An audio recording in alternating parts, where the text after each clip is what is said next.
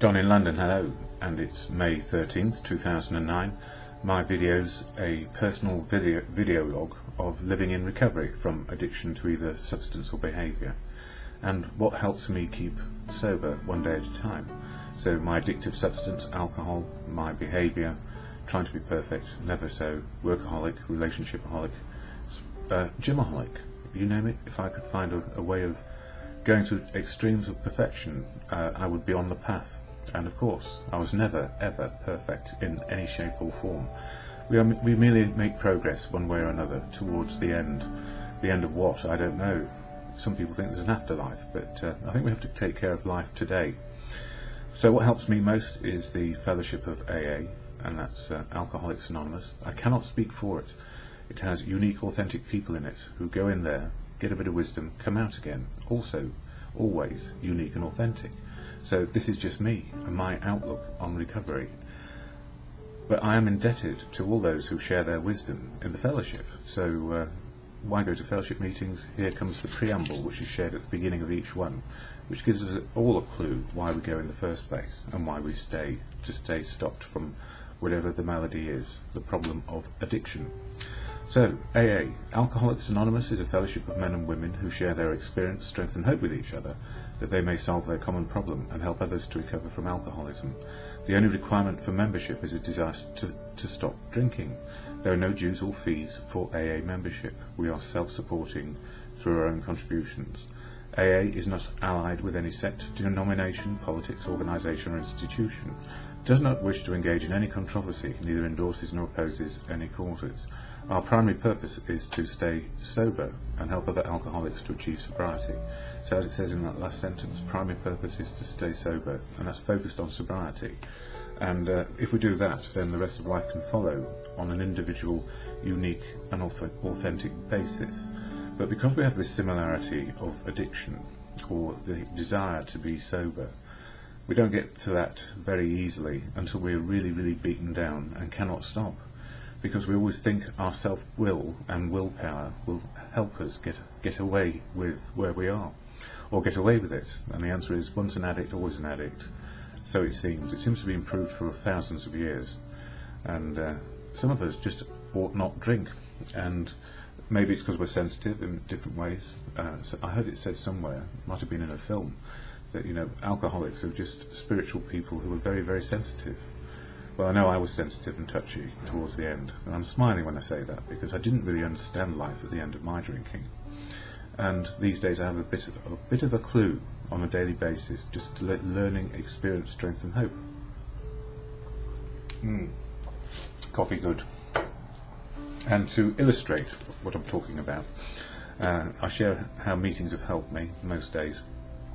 And I also use the literature of AA, like the daily reflections, 1 page a day, and there are 12 steps of action in the action program, so each month is representing one step in the daily reflections. Not many people in AA know this because they don't necessarily read it, nor should they have to if they're happy with their sobriety. And this one, as Bill sees it, a bit more thinking and feeling, if you like, on a daily basis. That's in no particular order, the red book. But I'll share the daily reflections now. It's always helpful to me.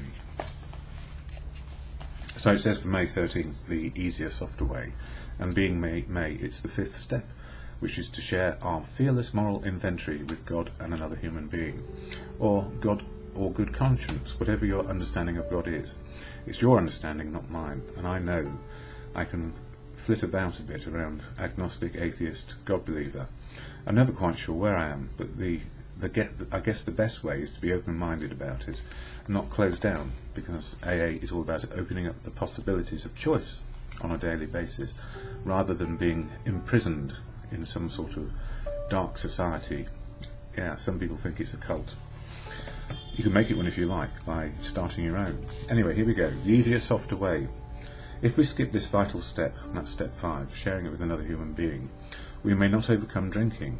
And it says here, I certainly didn't leap at the opportunity to face who I was, especially when the pains of my drinking days hung over me like a dark cloud. But I soon heard at the meetings that the fellow member who just didn't want to take step 5 and kept coming back to meetings, trembling from the horrors of reliving his past. The easier, softer way is to take these steps to freedom from our fatal disease and to put our faith in the fellowship and our higher power. And last night it was all about the higher power. And step 2, because in one of my meetings we do a step each week and a tradition each month. Steps are about our action program, 12 steps of attitude and behavioural change. And step 2 is the one where it says, came to believe a higher power could restore us to sanity. And what I've learned is that the wisdom in AA, the fellowship to how to keep sober, is hundreds of years at each meeting if there's a few people there normally. And also a few hundred years of drinking history as well, if we add it all up. So the balance is always tipped from the problem of drinking into the solution of not drinking, hopefully. But some meetings can go off track and get very, very sad and depressed. But last night it wasn't. And a lot of people seem to feel the fear of life, mostly, in their early days. That's being just on the planet. And then later drinking to cover up those fears, put on a brave face, and have this very brittle ego behind it. And one of the sayings in AA is often, when fear comes knocking on the door, faith answers it. And I've actually found that when faith used to come knocking on my door, fear answered it as well, me fearful of the world and not able to open the door, nor pick up a letter and open it or answer the telephone. That's where it takes us.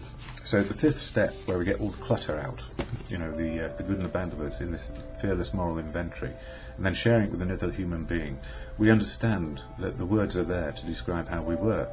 So if the words are there to describe how we were, this happens not once but millions of times. So we are just ordinary people experiencing what can happen with addiction. That's no reason to... we've still got to live with the consequences, and often people don't want to know us anymore.